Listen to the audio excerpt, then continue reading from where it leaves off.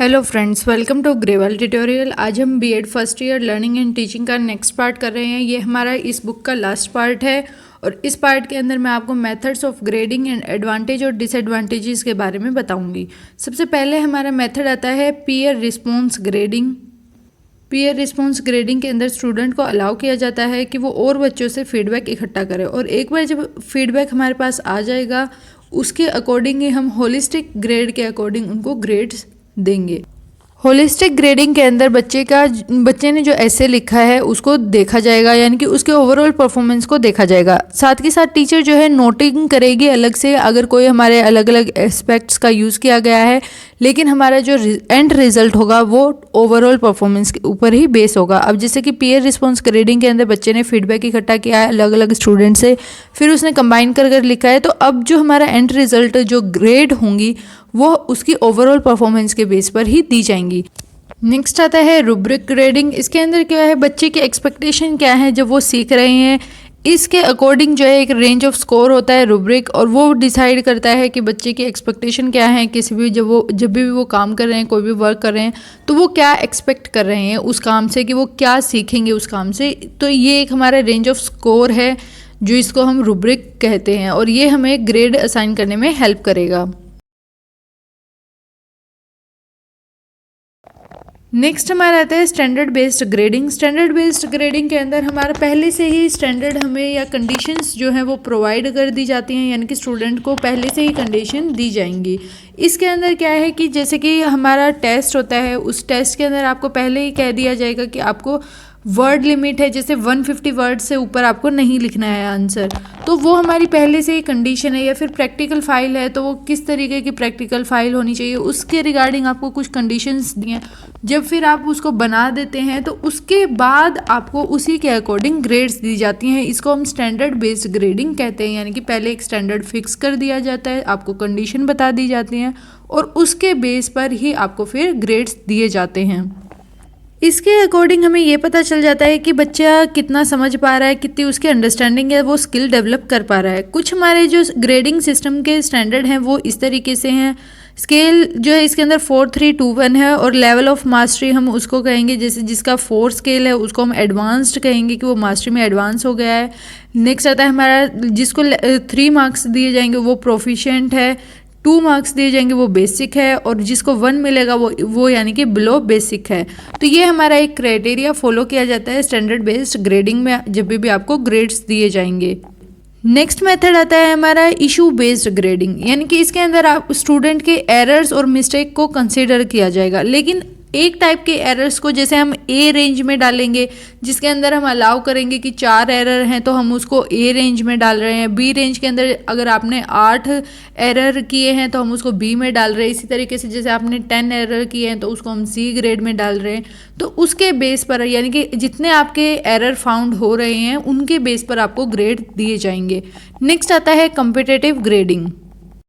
इसके अंदर टीचर जो है बच्चों के हर पेपर को चेक करेगा और उसके बाद जो है उनको एक प्लेस देगा, यानी कि रैंक देगा बेस्ट से लेकर वर्स्ट तक। जिन बच्चों के पेपर जो है टॉप पर होंगे, यानी कि उनको पॉजिटिव फीडबैक दिया जाएगा, उनको जल्दी से कमेंट बता दी जाएगी कि कोई चेंज करने की ज़रूरत नहीं है या फिर कोई इमीडिएट कंसर्न नहीं है।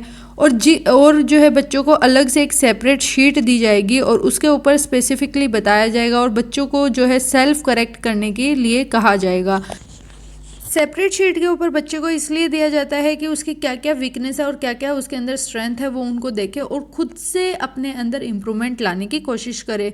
जिनके जो उसकी वीकनेस है वो उसके ऊपर काम करे और जो जिसमें वो अच्छा है, यानी कि उसकी स्ट्रेंथ है, उसको और ज़्यादा अच्छा करने की कोशिश करेगा। यानी कि सेल्फ करेक्ट इसके अंदर स्टूडेंट को एक तरीके से मोटिवेट किया जाता है कि वो खुद से ही अपने आप को सही करे, करेक्ट करे। नेक्स्ट हमारा आता है एडवांटेजेस ऑफ ग्रेडिंग सिस्टम, यानी कि क्या क्या एडवांटेजेस हैं जब हम ग्रेड दे रहे हैं बच्चों को, तो उसके क्या क्या फ़ायदे हैं।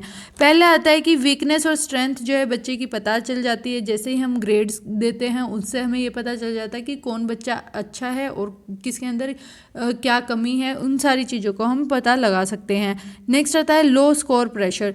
पहले क्या होता था, बच्चों को फेल होने का डर होता था, अब वो जो डर है वो बिल्कुल भी नहीं रहा है। अब जो है जैसे कि 91 से 100 के बीच के अंदर जितने भी बच्चे हैं उनके मार्क्स A+ दिया जाता है या A ग्रेड दिया जाता है।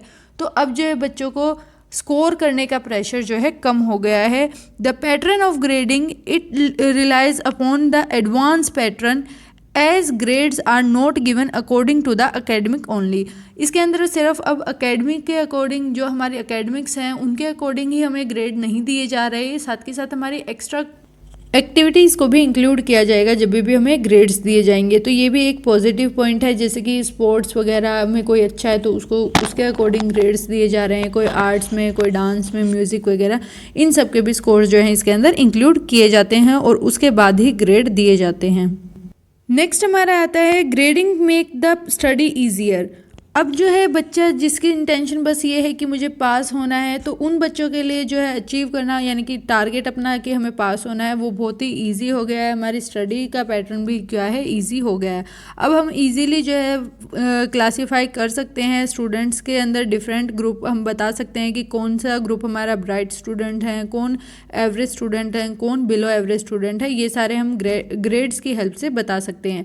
नेक्स्ट आता है पेरेंट्स अटेंशन। पेरेंट्स भी अब जो है इन चीज़ों के ऊपर ध्यान देने लगे हैं, उनके ग्रेड्स अच्छे स्टूडेंट के आएँ, उनके बच्चे के अच्छे ग्रेड्स आएँ, इसके ऊपर भी वो ध्यान देने लगे हैं।